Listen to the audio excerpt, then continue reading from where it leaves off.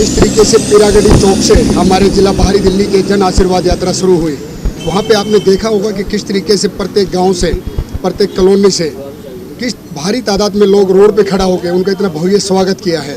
क्योंकि कॉलोनियों के मसीहा कहे जाने वाले, जिन्होंने 1767 कॉलोनियों को मोदी जी का एक सच्चा सिपाही बनकर और लोगों को एक मालिकाना हक दिया, ऐसे हमारे मंत्री साहब सरदार हरदीप पुरी सिंह जी और हमारे यशस्वी सांसद जी और हमारे जिला अध्यक्ष जब से बजरंग शुक्ला जी, हमारे ऊपर इनका आशीर्वाद बना, हमारा जिला लगातार एक नई ऊंचाइयों की तरफ अग्रसर है।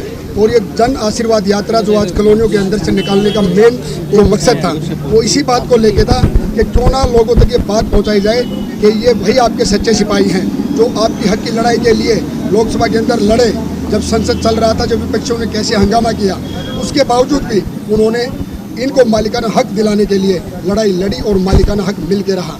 उसके बाद विपक्ष ने, जब हमारे यशस्वी प्रधानमंत्री मोदी जी ने अपने नए मंत्रियों का वहाँ पर इंट्रोडक्शन करने के लिए कहा, तो उन्होंने जिस तरीके से विपक्ष ने हंगामा किया, तो हम सब लोगों ने प्रण किया कि क्यों ना हम एक जन आशीर्वाद यात्रा निकालकर जन जन का आशीर्वाद अपने मंत्री साहब को सबको दें। और ऐसा जनता ने आज जाहिर किया और हम जनता के बड़े आभारी हैं।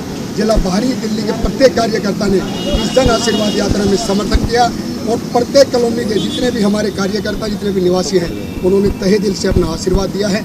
और इस आशीर्वाद का रिजल्ट आपको 2022 के इलेक्शन में दिखेगा, क्योंकि हमारे यशस्वी जिलाध्यक्ष जी के 22 के 22 वार्ड जब हम जीत के इस जिला बाहरी दिल्ली में आएंगे, तो हमें महसूस होगा कि हम भारतीय जनता पार्टी को संगठन के सच्चे कार्यकर्ता हैं। घंटे जी, आपने उद्देश्य नहीं देखा क्या?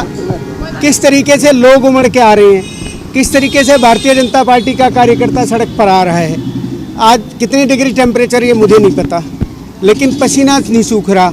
आप लोग भी इतनी मेहनत से घूम रहे हैं। ये देश के यशस्वी प्रधानमंत्री नरेंद्र मोदी जी के किए गए कार्य हैं और हमारे केंद्रीय मंत्री हरदीप पुरी जी, जिन्होंने शहरी विकास मंत्री रहते हुए लगातार दिल्ली के विकास के लिए काम किया है। आज उनकी जब जन आशीर्वाद यात्रा आई, वो जनता का आशीर्वाद लेने आए थे और निश्चित रूप से भारतीय जनता पार्टी के कार्यकर्ताओं के साथ आम जनता का जो हुजूम सड़क पर उतर रहा था, कि जो यात्रा हमारी लगभग 1.5-2 घंटे की थी, वो लगभग आपके सामने 3-3.5 घंटे में पूरी हो पाई है। वो भी बमुश्किल पूरी हुई है, हम भगा के लाए हैं, नहीं तो लोग आनंद देते, टेम्पो के आगे खड़े हो जा रहे थे। तो लोगों का प्यार है और वो आशीर्वाद दे रहे हैं भारतीय जनता पार्टी के मंत्री को, सांसद हंसराज हंस जी को और भारतीय जनता पार्टी के सभी कार्यकर्ताओं को आशीर्वाद दे रहे हैं। सर, देखा जाए कोरोना की तीसरी लहर आने को है, इतना बड़ा जनसलाब आप लेके चल रहे हैं, तो इससे कोरोना महामारी फैलने का डर नहीं है? नहीं, कोरोना महामारी केवल जो है 150 लोगों के करने से हो जाती है। शराब के ठेके पे केजरीवाल जो है वहाँ सैकड़ों लोग लाइन पे लगे रहते हैं, तो कोरोना महामारी नहीं फैलती है।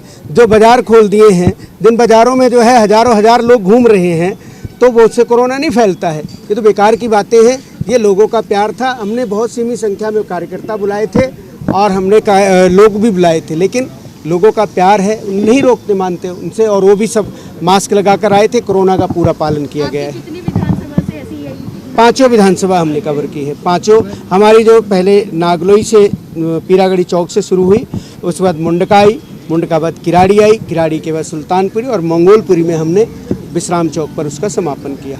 ये जनता पार्टी को टुकड़ों में आशीर्वाद देती नहीं है, उसका बर्दस्त हमेशा जो है भारतीय जनता पार्टी के ऊपर रहता है। तो हम 22, 23, 24, 25 कभी गिनते नहीं है, ये वो लोग गिने। हम तो हर समय जनता के बीच में रहने वाले लोग हैं, इसलिए हमारे को जनता हमेशा आशीर्वाद देती है। 22 में तो निश्चित है जनता का आशीर्वाद भारतीय जनता पार्टी की। थर्ड वेव नहीं आए, पर आएगी तो हमारी पूरी तैयारी होगी। मैं समझता हूँ इसमें अच्छा होता कि हमें को स्टेट गवर्नमेंट से भी और बाकी यूनियन टेरिटरीज गवर्नमेंट से भी थोड़ा सहयोग मिलता। एक हमारे युवा नेता हैं, उन्होंने एक दिन उठ के कहा, मोदी जी हमारे बच्चों की वैक्सीन कहाँ है? तो मैंने फिर सोशल मीडिया में डाला, मैंने कहा, उनका नाम लेते हुए मैंने कहा, राजस्थान में तो आपने कूड़े के उसमें फेंक दी और पंजाब में हमारे भाई लोग उसमें मुनाफाखोरी कर रहे हैं। देखिए, ऐसा है आजकल आपके माध्यम से, सोशल मीडिया से सबको ये चीज़ें याद रहती हैं और परमानेंट रिकॉर्ड में आ जाती हैं। जिस दिन से मैं मंत्री बना हूँ, सितंबर 2017 से मैं सुने आ रहा हूँ कि वो जी बसेज आ रही हैं, DTC की बसेज आ रही हैं, वो जो भी आंकड़ा था वो हर साल कम हो जाता है। और मैं नया नया मंत्रिमंडल बना, इन्होंने बड़ा हल्ला मचाया क्योंकि 8 साल दिल्ली में वो मेट्रो जो है उसका किराया नहीं बढ़ा था 8 साल, तो बड़ा इसको मुफ्त कर दीजिए, मुफ्त कर दीजिए। तो मैंने एक जगह कहा आप चाहते क्या हो, मेट्रो को डीटीसी बनाना चाहते हो? देखिए दिल्ली का मेट्रो बनाने के लिए हमने 28,000 करोड़ का लोन लिया था जापान की कोऑपरेशन एजेंसी, वो तो लौटाना है, नहीं लौटाओगे। वाजपेयी जी की सरकार जब थी 2002 में हमने दिल्ली मेट्रो की शुरुआत की, वहाँ से शुरू हुई। आज नेशनल कैपिटल रीजन में 370 किलोमीटर से अधिक मेट्रो है। मुझे बताइए जहाँ पे हम आज बैठे हैं, तो जहाँ से हमारी यात्रा आई है, उन क्षेत्रों का क्या हाल होता अगर मेट्रो नहीं होती। मेट्रो हमारी लाइफलाइन है और देश भर में 1000 किलोमीटर और बनाई जा रही है। तो मैं अगर मोदी जी की सबका साथ, सबका विकास, सबका विश्वास और अब सबका प्रयास, वह सारी मैं योजनाएं बताऊं तो हमारे लिए